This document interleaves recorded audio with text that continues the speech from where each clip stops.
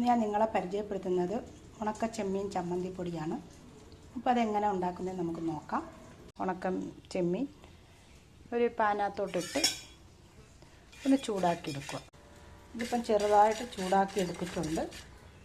ഇത് ഒന്ന് തണുക്കുമ്പോൾ നമുക്കിതിൻ്റെ കൊമ്പും വാലും ഒക്കെ ഒന്ന് പൊടിച്ചാൽ നമുക്കതിനുശേഷം ഒരു ഫ്രൈ പാൻ അടുപ്പിൽ വെച്ച് കുറച്ച് തേങ്ങ ഇട്ട് എരിവിനനുസരിച്ച് മുളകും ഇട്ട് ചെമ്മീൻ്റെ തലയും വാലും ഒക്കെ കളഞ്ഞതിന് ശേഷം ഇത്രയും നമുക്ക് കിട്ടിയിട്ടുണ്ട്. ഇത് നമുക്ക് നല്ലതുപോലെ കഴുകി വാരിയെടുക്കാം. ഈ കഴുകിയ ചെമ്മീൻ നമുക്ക് ഇതിലേക്കിടാം.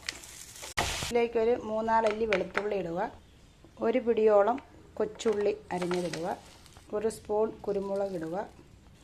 എരിവെല്ലാം അവരവർ ഇഷ്ടത്തിനനുസരിച്ച് ഇട്ടുകൊള്ളുക. 1 പിടി കറിവേപ്പില ഇടുക. കുറേശ്ശെ പുളിയും കൂടെ നല്ലതുപോലെ ഇങ്ങനെ കട്ട മാറ്റി അനുസരിച്ച് നല്ലതുപോലെ ബ്രൗൺ കളറാവുന്നത് വരെ ഇളക്കിയെടുക്കുക. ഒരു 1/4 ടീസ്പൂൺ മഞ്ഞൾപ്പൊടി ഇടാം. ഇതിലേക്ക് കുറച്ച് കല്ലുപ്പും കൂടെ ഇടാം. ഉപ്പിന് ആവശ്യമായ രീതിയിൽ വേണം ഇടാൻ. ഇതിപ്പം മൂത്ത് വരാറായിട്ടുണ്ട്. കുറച്ച് നേരവും കൂടി ഇങ്ങനെ ഒന്ന് ഇളക്കിയാൽ മതി.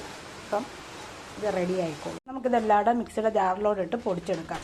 കല്ലി പൊടിച്ചെടുത്താലും മതി, പക്ഷേ ഞാനിവിടെ മിക്സിയുടെ ജാറിലിട്ട് പൊടിച്ചെടുക്കുകയാണ്. പൊടിച്ചെടുത്തിട്ടുണ്ട്. ചെറിയൊരു ചൂട് പോലുണ്ട്. ചൂട് മാറിയിട്ട് നമുക്കൊരു കുപ്പിയിലിട്ട് സൂക്ഷിച്ച് വെക്കാം. നമ്മുടെ ചമ്മന്തിപ്പൊടി റെഡി ആയിട്ടുണ്ട്.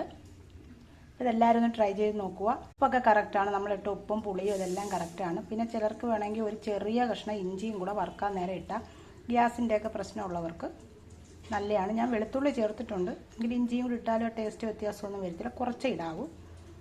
ഇതെല്ലാവരും ഒന്ന് ട്രൈ ചെയ്ത് നോക്കുക.